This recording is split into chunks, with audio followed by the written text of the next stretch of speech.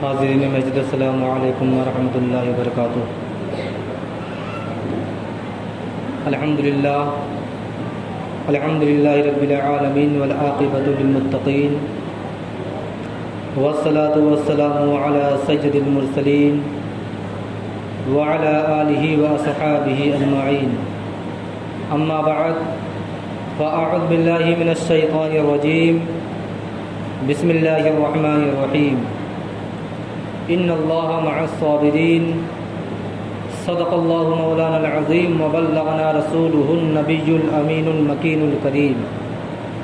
ونحن علی ذلک لمن الشاہدین والشاکرین، والحمد للہ رب العالمین۔ محترم حضرات، آئیے کچھ گفت و شنود سے پہلے اپنے آقا نامدار مدینے کے تاجدار جناب روح فدا محمد عربی صلی اللہ تعالی علیہ وسلم کی بارگاہ بے کس پناہ میں درود و سلام کی ڈالی نشاور کریں اور پڑھیں بآواز بلند، اللہم صلی علی سیدنا شفیعنا حبیبنا کریمنا مولانا محمد وبارک وسلم صلاۃ و سلام علیک یا رسول اللہ صلی اللہ تعالی علیہ وسلم۔ محترم سامعین، کئی جمعے سے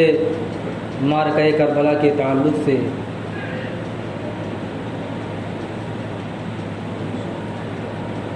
بیانات کیے گئے، اور آج کربلا ہی کے تعلق سے ما بعد کربلا یعنی کربلا کے بعد امام حسین کے قاتلوں کا انجام کیا ہوا،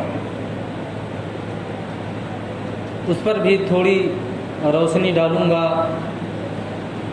کیونکہ کربلا کے تعلق سے تقریباً تھوڑا تھوڑا کر کے جیسا جیسا وقت ملا ہر موضوع پر گفتگو ہوئی، اور انشاءاللہ آج تھوڑی گفتگو قاتلان امام حسین پر بھی ہے۔ معرکہ کربلا ہونے کے چند سال بعد جس کوفہ کی سرزمین سے حضرت امام حسین کے ساتھ کوفیوں نے غداری کی، اسی کے برعکس جب چند سال بعد تقریباً 6 سال بعد معرکہ کربلا کے 6 سال بعد جب کوفہ کی سرزمین کا حاکم، وہاں کا گورنر مختار سقفی بنتا ہے، تو تخت نشین ہوتے ہی جیسے ہی گورنر کی کرسی اس کو ملتی ہے، مختار سقفی نے سب سے پہلا اپنا جو اعلان کیا، اس کا اعلان یہ تھا کہ امام حسین کے قتل میں جتنے لوگ شامل ہیں ایک ایک لوگوں کو چن چن کر ماروں گا، اور جیسا اس کا اعلان تھا اسی طرح اس نے کر کے بھی دکھایا۔ قاتلان امام حسین میں سے صرف ایک یا چند لوگوں کو قتل نہیں کیا، بلکہ تاریخ میں آتا ہے کہ مختار سقفی نے اپنے روب و جلال کے دبدبے پر، اپنی حکمرانی کے سبب جو اس کے سینے میں آگ لگی تھی، قاتلان امام حسین کا بدلہ جو اس کے دل میں گونج رہا تھا، تقریباً کم و بیش اس نے 6000 لوگوں کو قتل کیا۔ قاتلان امام حسین میں سے تقریباً 6000 لوگوں کو اس نے اپنے ہاتھوں سے اور اپنے سپاہیوں کے ہاتھوں سے قتل کروایا۔ سب سے پہلے جس شخص کا نام آتا ہے، سب سے بڑا ظالم و جابر شخص، جس کا نام عمرو ابن سعد تھا، جس نے امام حسین پر ظلم کیا، ان کے خاندان پر ظلم کیا، امام حسین کے ساتھ گستاخیاں کی، اور ان کے خیمے والوں پر پہرا لگایا اور پانی بند کیا، جس کا نام ابن سعد تھا۔ جب مختار سقفی تخت نشین ہوتا ہے، کوفہ کا گورنر بنتا ہے، سب سے پہلے اعلان جب کرتا ہے کہ کوفے کی سرزمین پر اور اطراف میں اعلان کر دیا جائے کہ جتنے بھی قاتلان امام حسین ہیں کوئی بخشا نہیں جائے گا، سب کا حساب ہوگا، سب کو قتل کیا جائے گا، سب کو سزائے موت دی جائے گی۔ لیکن جب یہ بات ابن سعد تک پہنچتی ہے، جب اس کے گھر والوں نے اس بات کو سنا تو اس کے گھر والوں نے کہا اے ابن سعد تو یہاں سے دوڑ جا، تو یہاں سے بھاگ جا، مختار سقفی تجھے بخشے گا نہیں، تجھے چھوڑے گا نہیں۔ لیکن ابن سعد ایسا شخص تھا جس کی دوستی بچپن ہی سے مختار سقفی کے ساتھ تھی، جس کی دوستی مختار سقفی کے ساتھ بچپن ہی سے تھی اور ابھی تک ان کا دوست تھا۔ لیکن چونکہ مختار سقفی کے آنکھوں میں، اس کی رگوں میں انتقام قاتلان امام حسین دوڑ رہا تھا،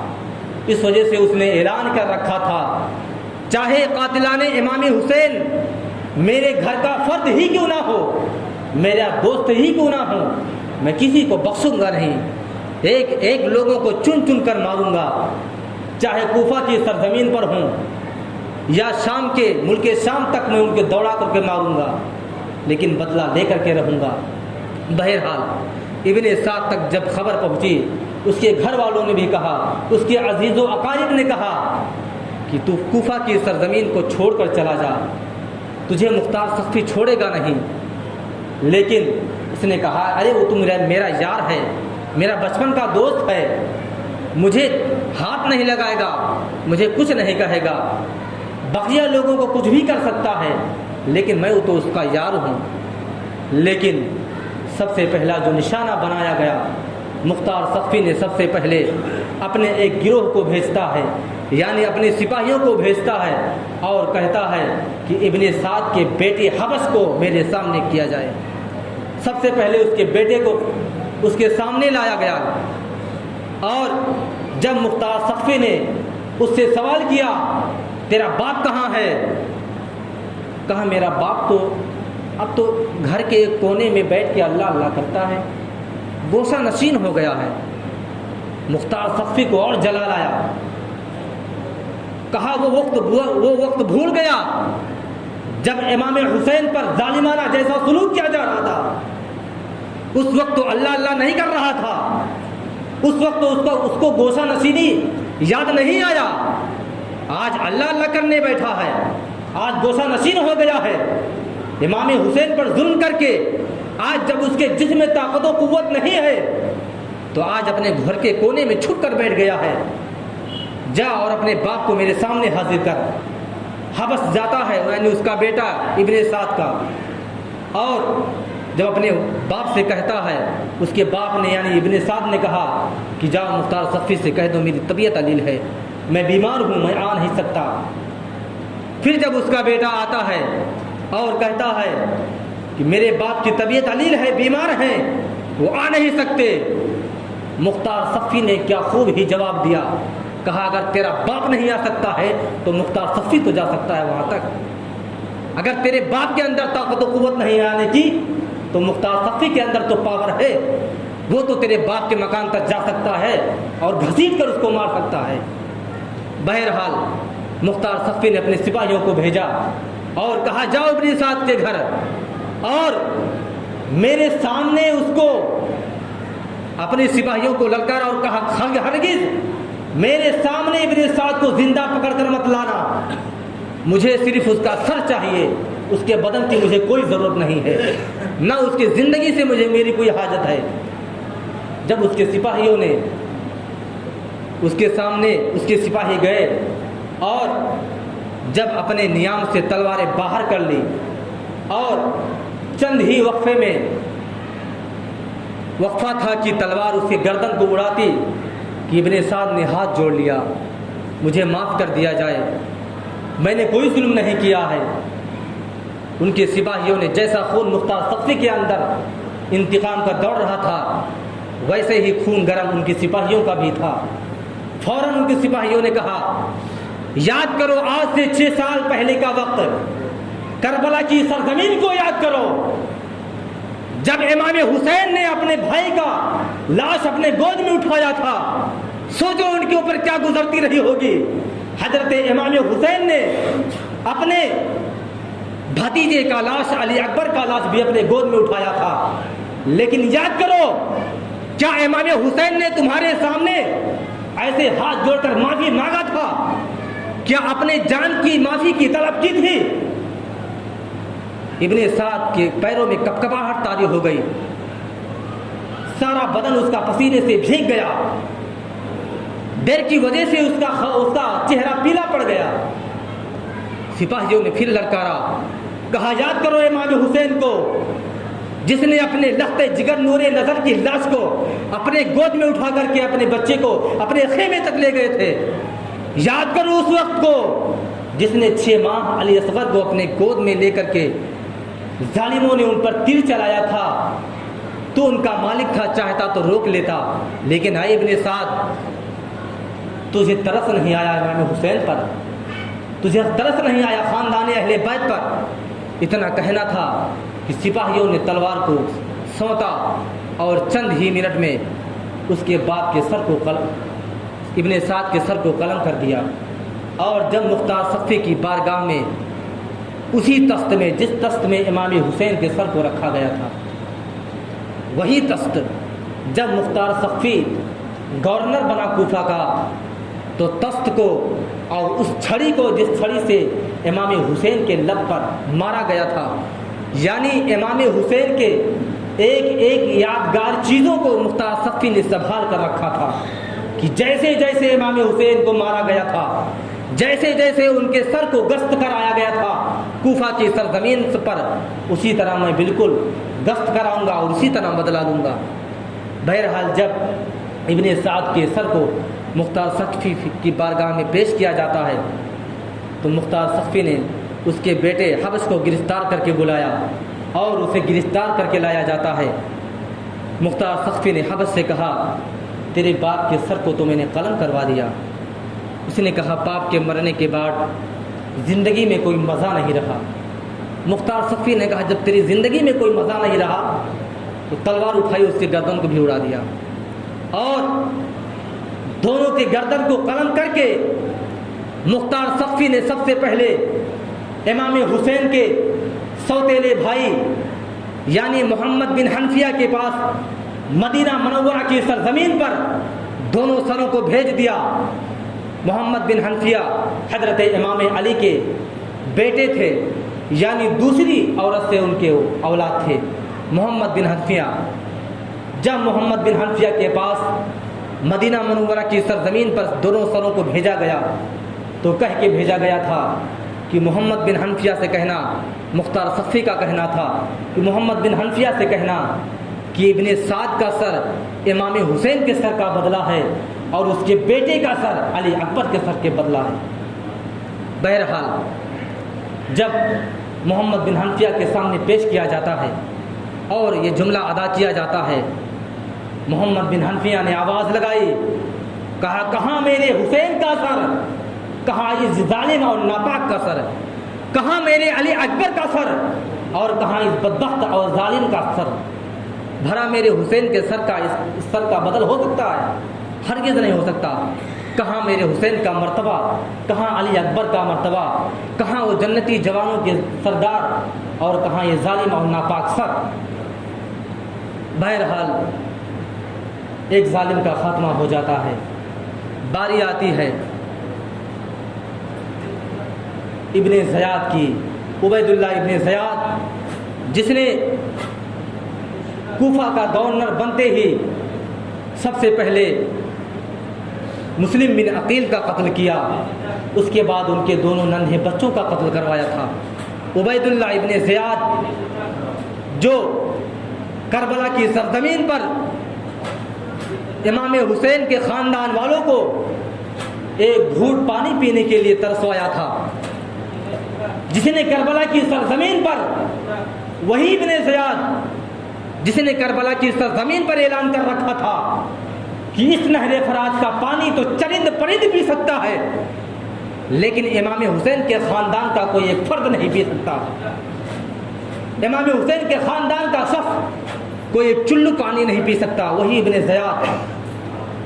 جس کی ساری زندگی صرف ظلم کرتے کٹ گئی تھی، گزر گئی تھی، مختار ثقفی کا نشانہ دوسرے نمبر پر ابن زیاد تھا۔ ابن زیاد کے بارے میں کہا جاتا ہے کہ جب اس کے قتل کا اعلان کیا گیا تو 30,000 فوج لے کر کے جنگ کرنے کے لیے تیار ہو گیا اور مختار ثقفی کے مقابلے پر کھڑا ہو گیا۔ مختار ثقفی نے اپنے ہونہار اور بہادر سپہ سالار ابراہیم بن مالک کو سپہ سالار بنا کر کے اس کے مقابلے کے لیے روانہ کیا۔ اور یاد کرو، ابھی 6 سال کا وقت گزرا تھا، معرکہ کربلا ہوئے ابھی صرف 6 سال کا وقفہ گزرا تھا۔ تاریخ وہی ہے، مہینہ وہی محرم الحرام کا ہے، پہلی تاریخ ہے، پہلی تاریخ کو جنگ ہوتی ہے ابراہیم بن مالک میں اور ابن زیاد کے لشکر میں۔ اس کے بعد لڑائی بند ہو جاتی ہے، پھر 5 محرم الحرام کو چالو ہوتا ہے، پھر جنگ بند ہو جاتی ہے، پھر 7 محرم الحرام کو جنگ ہوتا ہے۔ جنگ شروع کیوں ہوتی ہے، بند کیوں ہوتا ہے؟ مختار ثقفی کا اعلان تھا کہ جس طرح اس نے کربلا کی سرزمین پر ابن زیاد نے امام حسین کو 10 محرم الحرام کو اور وقت ظہر کے بعد جس طرح اس نے امام حسین کو قتل کیا، شہید کیا ہے، اسی طرح عین وقت 10 محرم الحرام کو ابن زیاد کو بھی قتل کرنا اپنے سپہ سالار سے مختار ثقفی نے کہہ دیا تھا۔ اسی وجہ سے ابراہیم بن مالک جنگ کرتے اور رک جاتے کہ وہ تاریخ آ جائے، 10 محرم الحرام کی تاریخ آ جائے تو پھر ابن زیاد کو، اس کے لشکر کو بھگایا جائے، اس کے لشکر کو روندا جائے، یہاں تک کہ 10 محرم الحرام آ جاتا ہے۔ عین وہ وقت آ جاتا ہے جس وقت امام حسین کو شہید کیا گیا تھا۔ اسی وقت ابراہیم بن مالک نے ایسی چال چلی کہ اس کے 30,000 لشکر کو چند منٹوں میں بھگا دیا اور ابن زیاد کو پکڑ کر کے جدہ اس کو زمین پر لٹا کر کے اپنے پیروں سے اس کے گلے کو دبا دیا اور مختار ثقفی کی بارگاہ میں اس کو زندہ پیش کیا جاتا ہے۔ مختار ثقفی نے کہا، وہ ظالم شخص بھول گئے اپنے وقت کو، کیسے کیسے تو نے امام مسلم پر ظلم کیے تھے، ان کے ننھے بچوں کو تو نے قتل کروایا تھا، امام حسین کے خاندان والوں کو تو نے قتل کروایا تھا، بول تیرا بدلہ کیا لیا جائے۔ یہاں تک کہ اس مجمع میں بیٹھے لوگوں کے درمیان اعلان کیا جاتا ہے کہ پورے کوفے کی سرزمین پر اعلان کیا جائے کہ آج ابن زیاد کے سر کو قلم کیا جائے گا اور امام حسین کے شہید قتل کا بدلہ لیا جائے گا۔ یہاں تک کہ مختار ثقفی ایسے جلال میں آتا ہے، ایسا اس کے بدن میں خون کھولتا ہے کہ اس کے بوٹی کو کاٹ دیتا ہے۔ پہلے جان سے قتل نہیں کرتا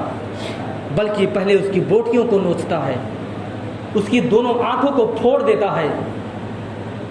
گرم انگارے جلا کر کے اس کی آنکھوں میں کوچے جاتے ہیں،